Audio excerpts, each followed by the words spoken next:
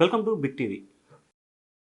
ఆంధ్రప్రదేశ్ ప్రజల కలల సౌధం, ముఖ్యమంత్రి చంద్రబాబు చిరకాల స్వప్నం అమరావతి. ఆంధ్రప్రదేశ్ ప్రజల రాజధాని లేని లోటుని తీర్చాలనేది చంద్రబాబు సంకల్పం. ప్రస్తుతం ప్రధానమంత్రి నరేంద్ర మోడీ చేతుల మీదుగా 2వ తేదీన అంగరంగ వైభవంగా రాజధాని పనులకి తిరిగి ప్రారంభం కాబోతుంది. ప్రస్తుతం సిఆర్డీఏ మంత్రి నారాయణ గారు మనతో ఉన్నారు. సార్ నమస్తే సార్. సార్, గత 5 సంవత్సరాలతో పోల్చుకుంటే రాజధాని పనులు ఎక్కడెక్కడ ఆగిపోయాయి. సో ఇప్పుడు ఏ రకంగా పనులు ప్రారంభించబోతా ఉన్నారు? అమరావతి రాజధాని ఏదైతే ఉందోనండి, అది యాక్చువల్గా 2014-19లోనే పనులు స్టార్ట్ చేసాం. దాదాపు 41,000 కోట్లకి టెండర్లు పిలవటం, వర్క్ చేయటం, కాంట్రాక్ట్లో దాదాపు 5,000 కోట్ల రూపాయలు పే కూడా చేసాం. అయితే గత ప్రభుత్వం 3 ముక్కలాట ఆడుతూ రాజధానిని పక్కన పెట్టింది, నిర్మాణం చేసింది. అయితే ఎలక్షన్స్ ముందు మా ముఖ్యమంత్రి గారు ఇది మన రాజధాని, మన అమరావతి అని చెప్పడం జరిగింది. ఆ నేపథ్యంలోనే వెంటనే అమరావతి రాజధాని కట్టమని మళ్ళీ ఆ బాధ్యతను యాక్చువల్గా నాకే ముఖ్యమంత్రి గారు ఇచ్చారు. దాని మీద యాక్చువల్గా ఆ 8 నెలల పాటు యాక్చువల్గా అనేక హర్డిల్స్ ఉన్నాయి. ఎందుకంటే ఏ కాంట్రాక్ట్లు అయితే 2014-19లో చేశారో వాళ్ళకి క్లోజ్ చేస్తుంటే హర్డిల్స్ ఉండే కాదు. వాళ్ళకి కోర్టు క్లోజ్ చేయాల, వాళ్ళకి డబ్బులు ఇవ్వలేదు, వర్క్ కంటిన్యూ చేయాల. సో వాళ్ళకి కోర్టుకి పోతే లీగల్ ప్రాబ్లమ్స్ వస్తాయని టెక్నికల్ కమిటీలు వేసి లీగల్ ఇష్యూలు ఏమీ లేకుండా, వాళ్ళకి ఇబ్బంది లేకుండా, ప్రభుత్వానికి ఇబ్బంది లేకుండా అవి సాల్వ్ చేసాం. అవి సాల్వ్ చేస్తే ఇంకా కొన్ని, అంటే అంతకుముందు ఏదైతే 4,000 బిల్డింగ్స్ కట్టి 80% అయినాయో వాటి స్ట్రెంత్ ఎలా ఉందో తెలుసుకోవటం కోసంగా మళ్ళీ ఐఐటి చెన్నై, ఐఐటి హైదరాబాద్ వాళ్ళకి ఇచ్చాం. వాళ్ళొక 3 months టైం తీసుకున్నారు.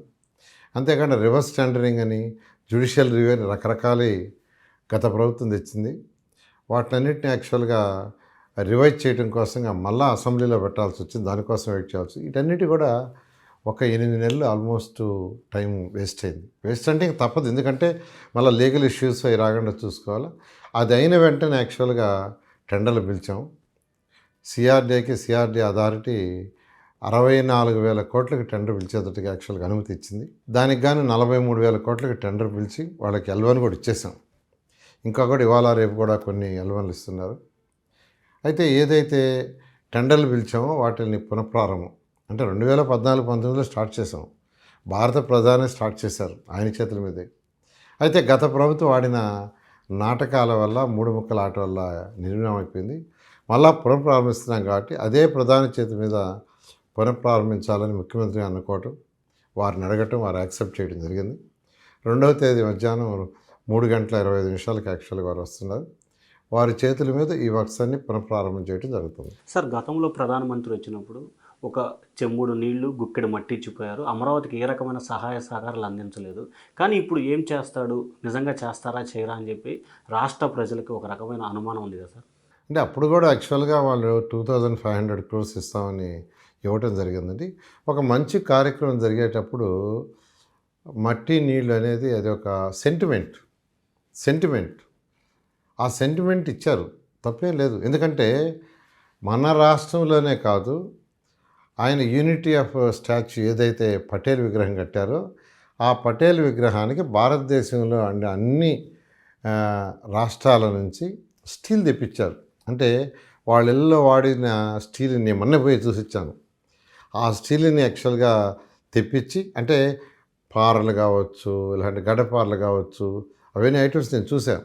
వాటిని కరిగించి ఆ స్టీల్తో యాక్చువల్గా విగ్రహంలో కొంత సెంటిమెంట్. ఎందుకంటే ఆ యొక్క స్టాచ్యూ ఏదైతే చేశారో ఇది ప్రజలు, నేను ఇచ్చిన స్టీల్ కూడా ఉంది. ఆ విధంగా యాక్చువల్గా ఒక సెంటిమెంట్ కోసం వారు చేశారు. దాన్ని ఆ రోజున్న ప్రతిపక్షాలు దాన్ని ఇంకో విధంగా తీసుకుపోయారు. అంటే వాళ్ళకి సరైన అవగాహన లేక చేయటమే. ఎందుకంటే స్వయాన ఈరోజు ప్రైమ్ మినిస్టర్ గారే తాను నిర్మించిన సర్దార్ వల్లభాయ్ పటేల్కే రాష్ట్రంలో, దేశంలో ఉన్న అన్ని రాష్ట్రాలు తెప్పించారు. ఆ విధంగా ఇచ్చారు. అయితే ఇప్పుడు ఈ ప్రభుత్వం మళ్ళా రాగానే ఈరోజు ఎన్డీఏలో భాగంగా ఉన్నాం. దాదాపు 15,000 కోట్ల రూపాయలు వరల్డ్ బ్యాంకు, ఏడీబీ ద్వారా ఎఫ్ఆర్బిఎం లిమిట్ లేకుండా యాక్చువల్గా ఏర్పాటు చేశారు. తర్వాత మొన్న బడ్జెట్ అప్పుడు కూడా ఫైనాన్స్ మినిస్టర్ గారు ఫర్దర్గా కూడా హెల్ప్ చేస్తామని స్టేట్మెంట్ ఇచ్చారు. ఆ విధంగా ఖచ్చితంగా వాళ్ళు హెల్ప్ చేస్తారు, ఫ్యూచర్లో కూడా హెల్ప్ చేస్తారని హోప్ చేస్తున్నారు. సార్, ఎన్ని పనులు తిరిగి ప్రారంభించబోతున్నారు, ఎంత బడ్జెట్ కేటాయించబోతూ ఉన్నారు? అంటే మొత్తం ఇంతవరకు 64,000 కోట్లకి ఎస్టిమేట్ చేశారండి. దానికి గాను 43,000 కోట్లకి టెండర్ పిలిచారు. మిగతా కూడా తొందరలో పిలుస్తారు. వీటిలో మెయిన్గా ట్రంక్ రోడ్స్ 360 కిలోమీటర్లు ట్రంక్ రోడ్స్ ఉంటాయి. ఈచ్ రోడ్డు వెడల్పు 165 అడుగులు, ఒక రోడ్డు 195 అడుగులు. దీంట్లో ఇన్ఫ్రాస్ట్రక్చర్ ఏంటంటే ఇంటర్నేషనల్ స్టాండర్డ్, అన్నీ అండర్ గ్రౌండ్ అని. ఈవెన్ ఎలక్ట్రికల్ వైర్లు కూడా పైన ఉండవు, అంతా భూమి లోపలే.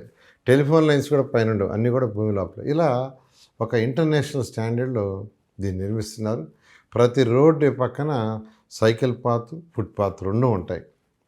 అలా అమరావతి 360. అది కాకుండా రైతులకి ఏదైతే తిరిగి ప్లాట్లు ఇచ్చామో దాంట్లో 1500 kilometres roads with international stand infrastructure.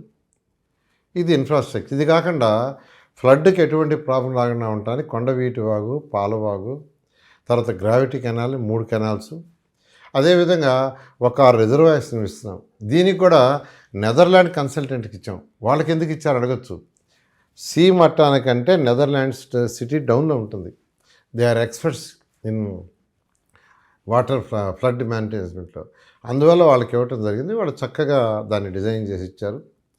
అంతేకాకుండా అడ్మినిస్ట్రేటివ్ టవర్స్ ఒక మొత్తం 7 టవర్స్, అసెంబ్లీ ఒకటి, హైకోర్టు ఒకటి, 5 ఐకానిక్ టవర్స్, మొత్తం 7 యాక్చువల్గా టెండర్లు పిలిచాము.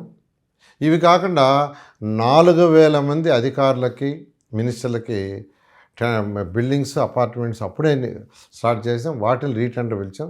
ఇవన్నీ కూడా యాక్చువల్గా పూర్తి చేయడం జరుగుతుంది. మీరు ఏదైతే గతంలో ల్యాండ్ పూలింగ్ పెట్టారో 9.4, దీనికి సంబంధించి కొంతమంది రైతుల్లో ఒక అపోహ ఉంది. ఆ చట్టం మీద నమ్మకం లేదు, దానివల్లే గత 5 ఏళ్ళు రైతుల్ని గత ప్రభుత్వం ఇబ్బందులు పాలు చేసింది అనేది కూడా ఒక చర్చ నడుస్తుంది. నిన్న సీఎంతో కూడా అదే చర్చ పెట్టినట్టున్నారు రైతులు.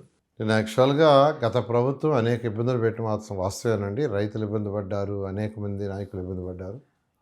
అందుకని నిన్న ముఖ్యమంత్రి గారు స్వయంగా నేనే అమరావతిలో ఉండే 1,00,000 మంది, 29 గ్రామాలు, 1,00,000 మంది ప్రజలు ఉన్నారు, వాళ్ళు నేనే స్వయంగా ఇన్వైట్ చేస్తున్నారు. అయితే ప్రతి ఒక్కరిని ఇంటికి పోయి పిలవలేరు కాబట్టి 29 గ్రామాల నుంచి కొంతమందిని పిలవండి అన్నారు. ప్రతి గ్రామం నుంచి 4-5 పిలిపించమని ఎమ్మెల్యేలకు చెప్పాము. వాళ్ళు 150 మందిని తీసుకొచ్చారు. 150 మందితో 2 గంటల పాటు ముఖ్యమంత్రి గారు డిస్కస్ చేసి ఒకటే చెప్పారు. నేను అమరావతిలో ఉన్న సిటీలో ఉన్న 1,00,000 మందిని స్వయంగా ఇన్వైట్ చేస్తున్నాను. అందరూ రావాలి, మీ ద్వారా ఇన్వైట్ చేస్తున్నాను, మీ ద్వారా. ఎందుకంటే ప్రతి ఒక్కరింటికి రాలేను కాబట్టి మీరు పోయి వాళ్ళందరికీ చెప్పి, ముఖ్యమంత్రి గారు చెప్పారు మీరందరూ రావాలి, ఇది మన కార్యక్రమం, మన అమరావతి మన కార్యక్రమం అని చెప్పన్నారు. ఆ నేపథ్యంలో వాళ్ళు ఒకటి అడిగారు, సార్ గత ప్రభుత్వం అనేక ఇబ్బందులు పెట్టింది, ఒక పార్లమెంట్లో దీనికి ఏదైనా ఒక యాక్ట్ చేసి శాశ్వతంగా ఇక్కడే ఉండేటట్టుగా చేయమని అడిగారు. దానికి ముఖ్యమంత్రి గారు సానుకూలంగా స్పందించి దీని విషయమే లీగల్గా అంతా పరిశీలి చేసి ప్రైమ్ మినిస్టర్ గారితో మాట్లాడి దీన్ని చేయటానికి నేను ప్రయత్నిస్తానని వాళ్ళకి మాట ఇవ్వడం జరిగింది. సార్ గతంలో అంటే 14 నుంచి 19లో రైతుల వద్ద నుంచి కానీ, ఫారెస్ట్ కానీ, ప్రభుత్వం కానీ దాదాపుగా 55,000 ఎకరాలు తీసుకోవడం జరిగింది. సో ఈ 55,000 ఎకరాల్లో ఎంత డెవలప్మెంట్ జరిగింది సార్? ఎంత రైతులకు రిటర్నబుల్ ఇచ్చారు? అంటే యాక్చువల్గా రైతుల దగ్గర తీసుకునేది 34,000 ఎకరాలండి. మిగతాయి గ్రామ కంటాలు ఉన్నాయి. గ్రామాలు ఆల్రెడీ 29 గ్రామాలు, దాంట్లో ప్రజలు ఉండారు, ఇల్లు ఉన్నాయి. ఈ గ్రామాలతో కూడా కలిసి అది 54,000 ఎకరాలు. గ్రామాలు మనం కదిలించలేము. మనం తీసుకున్న ల్యాండ్ పూలింగ్కి ఏదైతే 34,000 ఎకరాలు తీసుకున్నామో దాంట్లో 30% ల్యాండ్ రైతులకు ప్లాట్ రూపంలో ఇవ్వటం జరిగింది. 30% ఏరియా బ్లూ అండ్ గ్రీన్ పెట్టాం. అంటే ఇది ఒక మంచి సిటీ, బ్లూ అండ్ గ్రీన్ ఉండాలని ముఖ్యమంత్రి గారు చెప్పడం జరిగింది. జనరల్గా మన నేషనల్ స్టాండర్డ్ 10%, కానీ 30% ఏరియా గ్రీన్ అండ్ బ్లూ పెట్టాం. ఎందుకంటే ఇంటర్నేషనల్ స్టాండర్డ్ ఉండాలి ఉద్దేశంతో. అందువల్ల యాక్చువల్గా ఈ యొక్క రైతులకు ఏది ఇవ్వాలో వాళ్ళకి చక్కగా ఇచ్చేసాం. 54,000 ఎకరాలు ల్యాండ్ పూలింగ్ అనేది తప్పు, కేవలం 34,000 ఎకరాలు తీసుకోవడం జరిగింది. సార్ ఇప్పుడు సెకండ్ ఫేజ్ భూసేకరణ చేయాలి ల్యాండ్ పూలింగ్ ద్వారా అంటున్నారు. అది ఎన్ని గ్రామాలు చేయబోతున్నారు? ఎంత భూమి తీసుకోబోతున్నారు? ఎంతమంది రైతులు ఐడెంటిఫికేషన్ చేశారు సార్? అంటే అమరావతి క్యాపిటల్ సిటీ ఏదైతే 34,000 ఎకరాల రైతులు ఇచ్చారో వాళ్ళది అనుకున్న విధంగా వాళ్ళ భూమి విలువ ప్రస్తుతం పెరిగింది. అయితే ఆ పెరిగిన విలువ అలా ఉండాలా, ఇంకా పెరగాలంటే ఇక్కడ ఎకనామిక్ యాక్టివిటీ స్టార్ట్ కావాలా. ఎకనామిక్ యాక్టివిటీ స్టార్ట్ చేయకుంటే భూముల విలువలు మెల్లగా పడిపోతూ వస్తాయి. ఎందుకంటే మనుషులు లాగానే ఉంటే ల్యాండ్ ఏం చేసుకుంటారు, మనుషులు ఉంటేనే కన్స్ట్రక్షన్స్ వస్తాయి. సో మనుషులు ఉండాలంటే ఇండస్ట్రీస్ రావాలి, non polluted industries, smart industries ఇక్కడ పెట్టాలి. మీరు ఇమీడియట్గా దాని మీద వర్క్ చేయమని ముఖ్యమంత్రి గారు ఆదేశించారు. అయితే ఇండస్ట్రీస్ రావాలంటే ఇంటర్నేషనల్ ఎయిర్పోర్ట్ ఉండాలి. ఆ రోజు హైదరాబాద్లో ఉన్న ఎయిర్పోర్టే ఉండి శంషాబాద్ ఎయిర్పోర్ట్ పెట్టుకుంటే ఇప్పుడు దిగే ఫ్లైట్లలో 10% ఫ్లైట్లు కూడా దిగుండే కాదు. ఒక ఇంటర్నేషనల్గా ఎవరైనా అమెరికా నుంచి లేదా లండన్ నుంచి రావాలంటే వాళ్ళు ఎక్కడో దిగి ఏ బెంగళూరు చెన్నైలో దిగి అక్కడి నుంచి కార్లలో రావాల్సి వచ్చేది. వచ్చినప్పుడు హైదరాబాద్ డెవలప్ అయి ఉండదు. ఆ రోజు ఇంటర్నేషనల్ ఎయిర్పోర్ట్ కట్టబట్టి అనేక మంది దేశ విదేశాల నుంచి ఇండస్ట్రీస్ రావటం, వాళ్ళు ఇండస్ట్రీస్ పెట్టారు. ఆ లాంగ్ విజన్తో ముఖ్యమంత్రి గారు ఈ అమరావతి క్యాపిటల్ సిటీలో ల్యాండ్ విలువ సస్టైన్ కావాలి, పెరగాలంటే మీరు ఇమీడియట్గా ఎకనామిక్ యాక్టివిటీ ఇండస్ట్రీ స్టార్ట్ చేయాలా. అది స్టార్ట్ చేయాలంటే ఎయిర్పోర్ట్ ఉండాలి ఇంటర్నేషనల్. అంతేకాకుండా ఒక స్పోర్ట్స్ సిటీ కూడా స్టార్ట్ చేయండి, అది ఇంటర్నేషనల్ లెవెల్లో ఉండాలా. ఆ రోజు హైదరాబాద్లో నేషనల్ గేమ్స్ స్టార్ట్ చేయబట్టి ఒక వైబ్రేషన్ వచ్చింది. ఎందుకంటే ఒక ఇంటర్నేషనల్గా స్పోర్ట్స్ సిటీ ఉంటే ఎప్పుడు యాక్టివిటీ జరుగుతుంటుంది. యాక్టివిటీ జరిగేటప్పుడు అక్కడికి వచ్చే వాళ్ళకి వసతి లాడ్జెస్ కావాలి, హోటల్స్ కావాలి, తర్వాత వాళ్ళు ఏదైనా చూడటానికి పార్కులు గీర్కులు, అటువంటి టూరిజం. సో ఒకదానికి ఒక డెవలప్ అవుతుంది, రాష్ట్రానికి ఇన్కమ్ వస్తుంది, దేశానికి ఇన్కమ్ వస్తుంది. కాబట్టి అవి చేయమన్నారు. దానికి సుమారుగా ఒక 10,000 ఎకరాలు కావాలి. అయితే 10,000 ఎకరాలు ల్యాండ్ అక్విజిషనా, ల్యాండ్ పుల్లింగా, అది యాక్చువల్గా ప్రజాప్రతినిధులకు వదిలేస్తాం. మీరు ప్రజలతో మాట్లాడండి, రైతులతో. వాడు ల్యాండ్ అక్విజిషన్ అంటే ల్యాండ్ అక్విజిషన్ పోతాం, లేదంటే ల్యాండ్ అక్విజిషన్ అయితే ఒక 10,000 ఎకరాలు తీసేసుకుంటే అయిపోతుంది. ల్యాండ్ పుల్లింగ్ అయితే దాదాపు 40,000 ఎకరాలు తీసుకోవాలా, దాంట్లో 30% రైతులకు ఇవ్వాలా, మళ్ళీ గ్రీన్ అండ్ బ్లూ ఎన్ని వస్తాయి, ఇక్కడ ఒక 30% పోతుంది. ఆఖరాకి మిగిలేది ఏంటంటే ఆ యొక్క ఎయిర్పోర్ట్ కట్టడానికి, తర్వాత అక్కడ ఇన్ఫ్రాస్ట్రక్చర్ చేయడానికి, నాన్ పొల్యూటెడ్ ఇండస్ట్రీస్కి.